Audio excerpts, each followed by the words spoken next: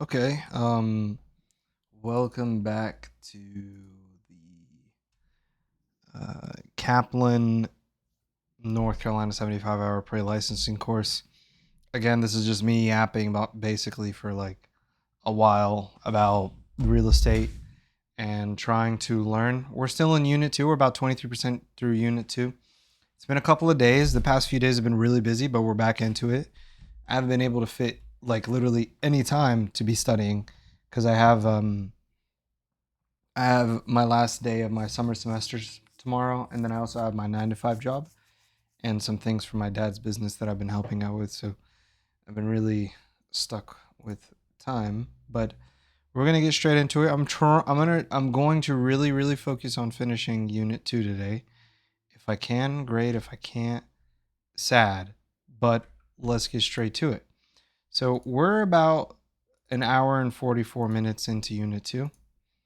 And the last time we covered plants, fixtures, and then we're going into the total circumstances test. So let me go get my notebook real quick and then we're going to start again. Okay, so I got my notebook and I got a little bit of water and we're going to get into the reviews. So let's review real quick. Unit 2, we basically covered bundle of legal rights, right of disposition, right of enjoyment, right of exclusion, right of possession. So the right of disposition is to the right to sell, will, transfer, dispose, or restrict the property in any way you see fit. The right of enjoyment is the allowed to use however you want the land legally. The right of exclusion, keeping people or using the land however you see fit. And then restrictive possession. So use or occupy the land how you see. Appurtenance is basically the right of privilege that comes with all the three rights: the land, mineral, and water rights. And then you have your improvements, right? Any improvements that you do. So we're gonna get into plants. These are going to be considered. There's some different things for them and how they consider them real property or personal property, and they can be uh, annexed plants or they can be severance plants depending on what those circumstances are. And now I want to get into fixtures, right? So fixtures are basically anything that's personal, but it was annexed to the property or the land, constituted as part of a fixture. And there's kind of things like that. So we're going to do some practice stuff because we have all of this. So we're going to be applying the total circumstances test. What we're going to do is I'm going to scroll up because it's at the bottom. I know it's kind of weird, but I just don't want to see the answer. I want to try to do it on my own. So here's the activity, right? The first activity. Let me write activity uno or one. So we're going to apply the total circumstances test to predict how a judge might rule if the issue went to court. Okay. A property owner has solar panels attached to their roof. The property owner lists the property for sale and enters a contract with the buyer that states that the panels are not included with the property and the seller will remove the panels before closing and repair the roof. The buyer were then to object to the removal of the solar panels. Would the buyer have any standing in court? So the buyer states that the solar panels are not included and that the buyer wants the seller to remove the panels from the roof and repair the roof. If the buyer Oh wait, what? This incorrect.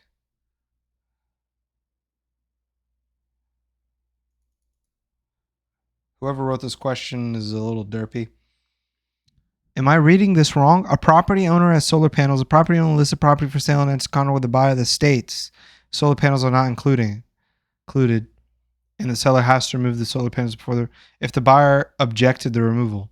Why would the buyer object something that he stated?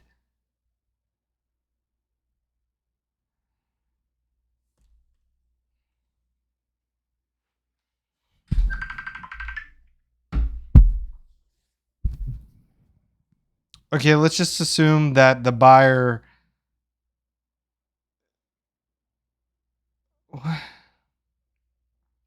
Let's just assume that the seller is going to object the removal. Would the seller have any standing in court? Oh, okay. Well, if it's not written in the contract, that would be considered real property because it's attached to the house and they didn't do any like anything to say that this is not part of the property. So unless it was written explicitly in the contract, the buyer wouldn't have any, unless it was whoever said it, whoever objected to the removal would not have any standing in court. No. The panels will be considered a fixture, but the seller and buyer agreed that the seller could remove them. Why would they?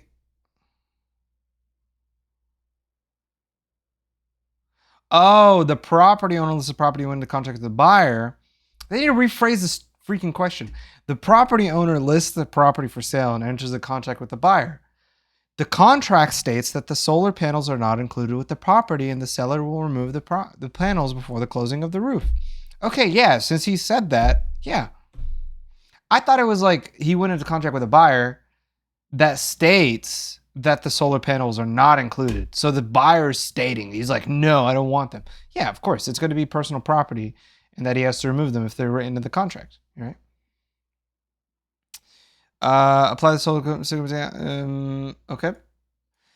A property owner pours a concrete pad in their backyard. Man, if the question is gonna be this like this on the exam, I'm gonna fail. If they're gonna be like that dumb, I'm gonna fail. That's they're not dumb, but like it's not dumb. Sorry, let me rephrase. If they're gonna be worded like really clever like that, of course I'm gonna fail. Oh man. Well, that was very sneaky wording. Okay, let's continue. A property owner pours concrete.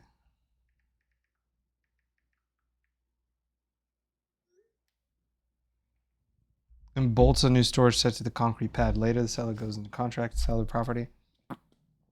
So since it's bolted to the concrete pad, it is under contract and it is real property right now, considering it's bolted.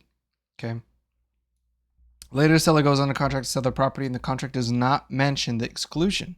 So the seller removes the said, oh, that's an issue, and moves it to his house. After closing, the buyer is surprised to find that the buyer would have a standing. Yes, because that would be considered a fixture and should have remained on the property, but it was not explicitly removed from the property. So okay, cool. And then we have trade fixtures, right? So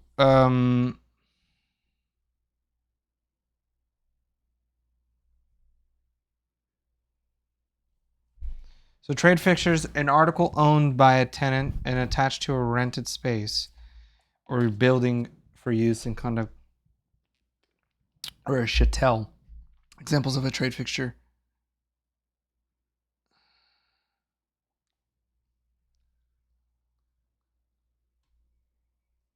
bowling alleys, store shelves, bars, restaurant equipment. Don't confuse trade fixtures with items of commercial installs to further the tenant's business with outfits such as walls or sinks installed by the landlord preparing the property. Trade fixtures differ from other types of fixtures in three ways. Fixtures are part of the real property and belong to the owner of that property. Nice. Trade fixtures are usually owned and installed by the tenant for the personal use and remain the tenant's properties. Fixtures are considered a permanent addition to the building, but trade fixtures are removable.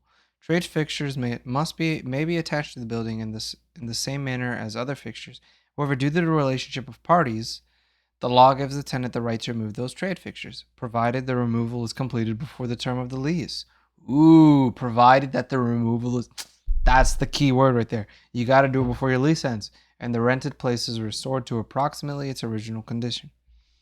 Because fixtures are legally constructed to be real property, they are included in any sale and mortgage of a real property. Trade fixtures are not included in the sale or mortgage of real property except by special agreement. They consider to be personal property. Ooh. Oh, man. Example, Pizza Harbor. able to remove the pizza when both on fries can be replaced. The oven is a trade fixture. On the other hand, if the oven was brought into the restaurant in pieces welded together then set in the concrete, the restaurant might not be able to remove it without causing structural damage. In that case, oven might become a fixture. Agricultural fixtures. While fixtures and farming equipment seem to fall in the category of a trade fixture, agricultural fixtures are considered real property rather than personal property. If a tenant farmer installed feeding troughs through the tenant, they would be considered real property, cannot be removed by the tenant at the end of the lease without a special written agreement. I didn't know that. All brokers should be aware of the effect of the North Carolina Uniform Commercial Code. If a homeowner purchases the item on credit, for example, a dishwasher, and gives the creditor a security agreement, that item remains personal property, may be removed by the creditor in the event of a default. When the item has been paid in full, it becomes real property. Suppose the homeowner decides to sell her home before the dishwasher has been paid. She could remove the water when she moves out the house because it's still a personal property. On the other hand, she may leave the dishwasher behind and the buyer might assume it's real property that was included in the purchase price. The buyer may be surprised to learn that he must pay the secured creditor the outstanding balance of having the risk repossessed. All home buyers should make sure there are no security agreements filed on items. This home is normally included in title search when the buyer's lawyer will perform the filing of the security agreement in effect makes the potential fixture item. It's painful. Watch the video and learn more about fixtures. I'm not gonna watch that. I mean, it's 10 minutes. I just read all this on fixtures. I don't need it. And plus, it's going to be copyrighted. I can't watch that. I'll watch it later. I can't watch it right now because of copyright reasons. Manufactured versus modular homes. I know the difference between these two. They're manufactured homes are personal property. Yeah, because they place the unit on the lot. To convert the home, you have to remove the things that moved it. Has to be attached to a permanent foundation on land owned by the owner of the manufactured home.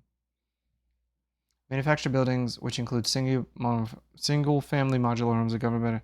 These units are constructed in a factory and off-site, and then once a modular home is assembled on site, it's considered to be real property.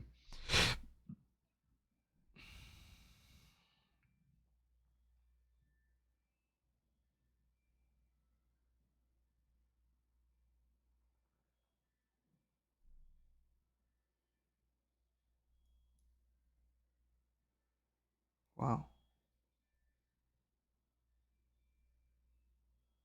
I like it. Cool. Now we have a exam. Erosion refers to the sudden loss of soil due to an act of nature. True. Fixture and personal property are synonymous terms. No, false. What? Hold on. Why didn't Davy Jones's erosion refers to this? What? Is erosion slow then or something, brother? I don't like that erosion is slow. What? Identify the different types of freehold estates. Oh, I'm excited to learn about this. So you have different types of estates. You have estates of inheritance, estates not of inheritance, and these are going to be the cool ones. These are going to be the ones that you see in your thing. So the amount and kind of interest that a person has in real property is called an estate in land. An estate must be defined as degree, quantity, nature, and extent of interest one has in real property. Estates in land are divided into two major classifications. Okay. Write this down. So you have one, your non-freehold estates or leasehold estates. So leasehold estates are those that have tenant rights of possession. And then you have your freehold estates. Wow, I have a blazing headache right now.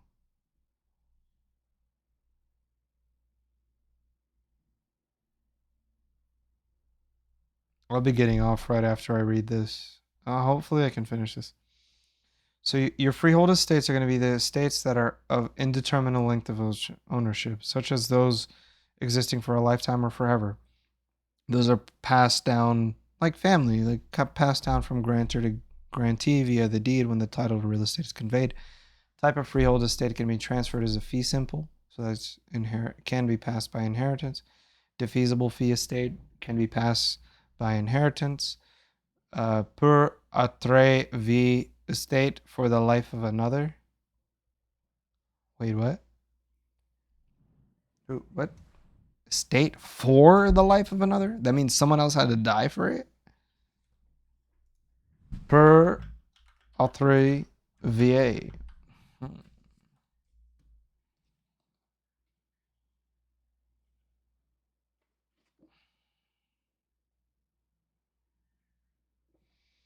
I'm looking at this real quick.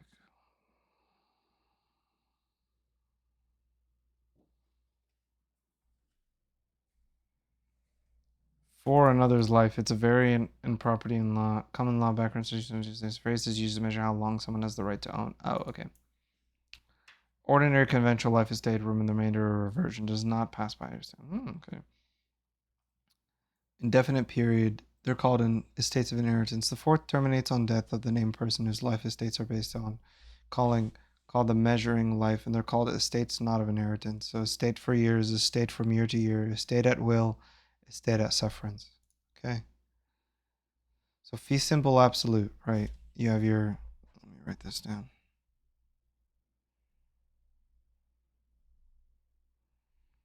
So fee simple absolute, right? Oh, why is my headache blazingly bad? Ew. No limitation on the ownership. Can do whatever they want with the property as long as the use does not violate public land use regulation. The highest form of land ownership, basically.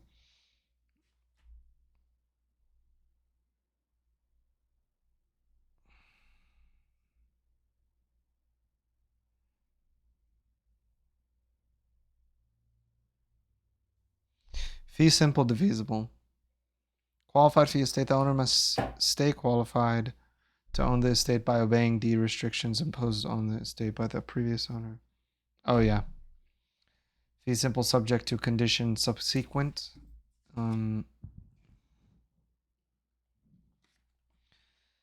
Let's look at this right here.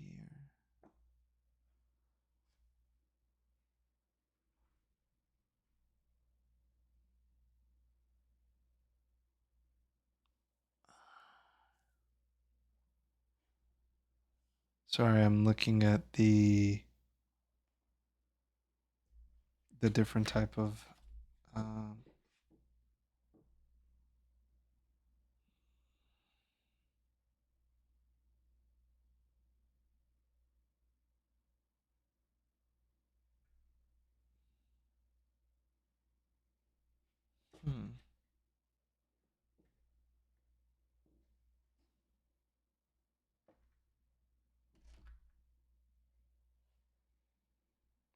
okay.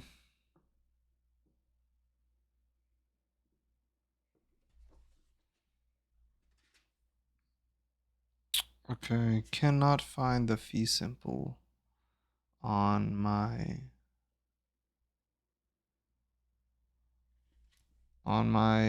piece of paper right here.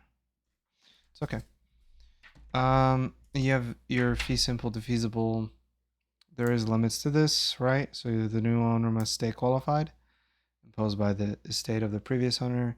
Whether the restriction prohibits activity or not, it's kind of really fee simple absolute is kind of like what you want to go for when you're buying a house. Fee simple defeasible is really, I don't see why you would want to do it, but it is. I think as an agent, you should just recommend the absolute best. I recommend what's standard, and let people know when they ask questions. But most people that are going to be buying, they're expecting the normal, regular, standard thing. So this is just kind of me thinking, like, if I was going to a person, am I going to ask them, like, hey, do you want fee simple to feasible? No. Am I gonna have to think about riparian rights? Am I gonna have to think about the bundle of rights? I mean, when I'm doing paperwork, yes, but when I'm talking to a client, no. I mean, for the most part, you want to educate them as much as you can. You want to be their highest source of education for this because they're putting a lot of faith in you. They're paying you to buy a home. So, yeah. I mean, they're not paying you, whoever the seller is, but you get what I'm saying. And so yeah.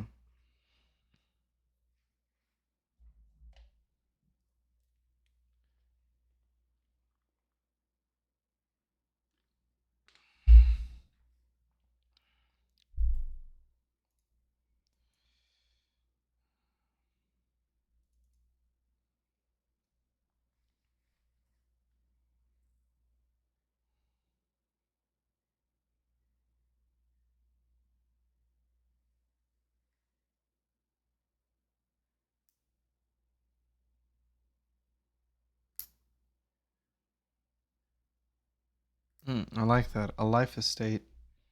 So it's like if I own a house and I want my wife to own it for as long as she lives, but then I want my kids to have ownership of the property, I can say basically like, hey, my wife is the life tenant, and then after she dies, my kids are the remaindermen, so the property will be split upon them.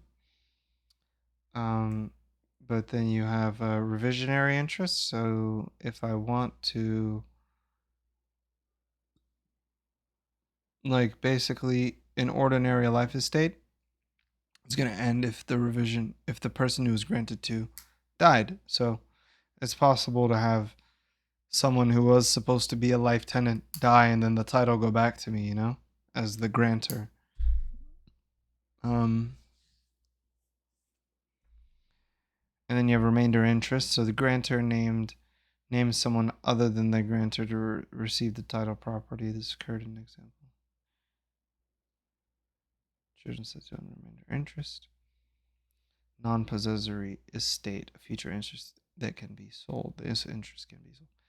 Revisionary interest. So if the he doesn't name a remainder man, it returns to the grantor when his life estate terminates. It's called a revisionary interest. Rights of life tenants, true ownership interest. In general, life interest is not answerable to the holder of the future interest as long as the property is maintained. A life interest title all income profits arising with the property of the life tenancy. He has to pay the property tax, etc. He basically owns it, like owns it. Uh, he cannot.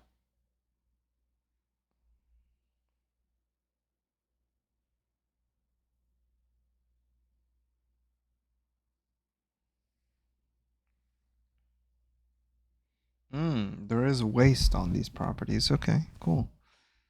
Well, can they can't sell it though, right? Because if they tried to sell it, what would that mean? Sell or mortgage a life tenancy.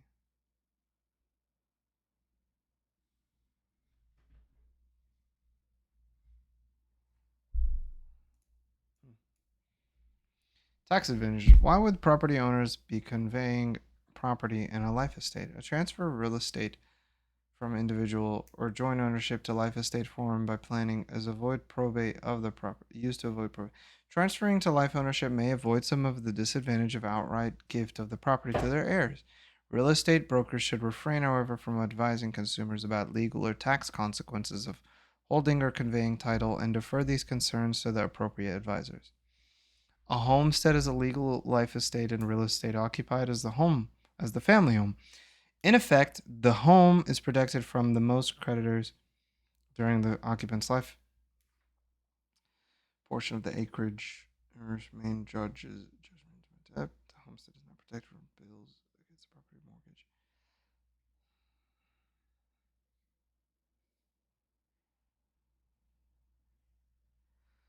mortgage. Okay, let's take this test real quick. True. Yeah. Fee simple, bourgeois, and then life estates. Yes. A wealthy person to give the state of North Carolina ownership in land, but it's probably must also be used for qualified fee estate. I don't know if it's qualified fee. Freaking butt cheeks. Brother. How far am I into unit 2? Oh, man. How did I... What? The concept of property.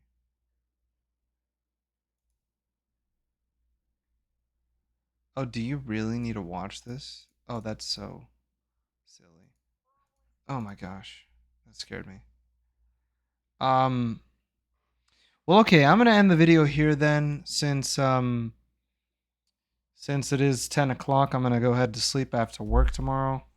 I'm going to finish Unit 2 tomorrow. I apologize that the video was short. This is just all the time I had for today.